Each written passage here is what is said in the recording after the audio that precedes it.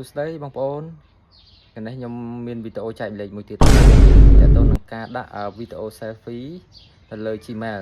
ដើម្បី protect ទៅលើ Gmail ផងយើងណាករណី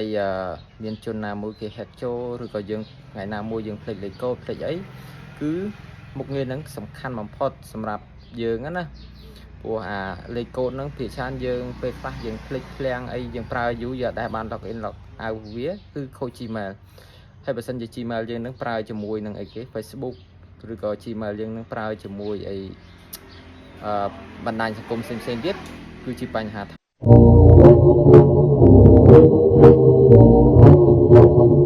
អញ្ចឹង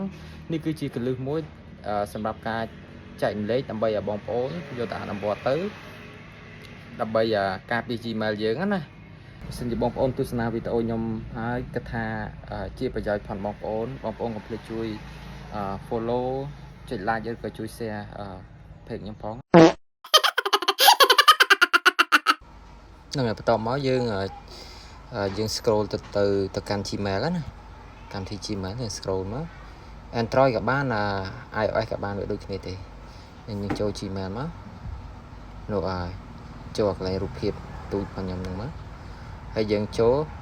manage your Google account ហ្នឹងហើយបន្តមកទៀតយើង scroll វាមកនេះមើលពាក្យ security and sign in ហ្នឹងហើយយើងចុចមកហើយយើង scroll វាមកក្រោមតិចមកនោះយើងមើលពាក្យselfie video ហ្នឹងហើយចុចពីលើវាមកតទៅពីចុចពីលើវាយើងរងចាំបន្តិចមកឃើញកាត់នេះយើងត្រូវវាយលេខកូដ Gmail យើងចូលដើម្បីក្រុមហ៊ុនវាបញ្ជាក់ថាជាកម្មសិទ្ធិផងយើងអញ្ចឹងជាវា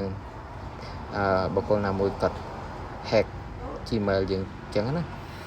ហើយយើងវាយបញ្ជាក់មកហើយយើងចុច next រងចាំតិចមកហ្នឹងហើយយើងបន្តមកទៀតយើងចុច continue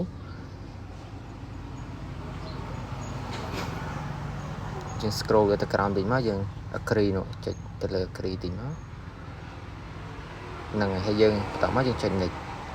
ដល់ដំណាក់កាល selfie ហើយយើងចុច allow ចុចលើពី allow ហ្នឹងណា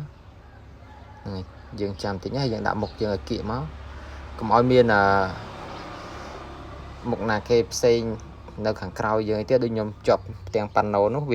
វាថាមានរូបនេះវាថា too many face អញ្ចឹងថាមានរូប2ចាប់ពី2ឡើងទៅនេះយើងលើឡើងលើតាមសញ្ញាព្រួយវាមកតែបើវាឲ្យងើយទៅជាហៀងយើងងើយតាមវាទៅងើយរហូតដល់វាគូសគ្រីសអញ្ចឹងណាហើយយើងចាំតិចមកវាកំពុង verify ណែខៀវហើយវា verify មកយើងហើយ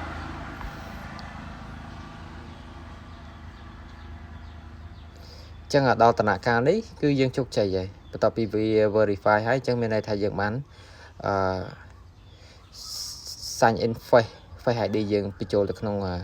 Gmail ចឹងដើម្បី protect Gmail យើងណាយើងចុច OK មកហើយជោគជ័យហើយហ្នឹងគឺជោគជ័យហើយវីដេអូខ្ញុំចែកម្លែកមានតែប៉ុណ្្នឹងទេបើសិនជាមានវីដេអូក្រោយៗឬក៏ចំណេះដឹងអីថ្មីក្រោយៗទៀតចាំខ្ញុំចែកម្លែកទៀតអរគុណ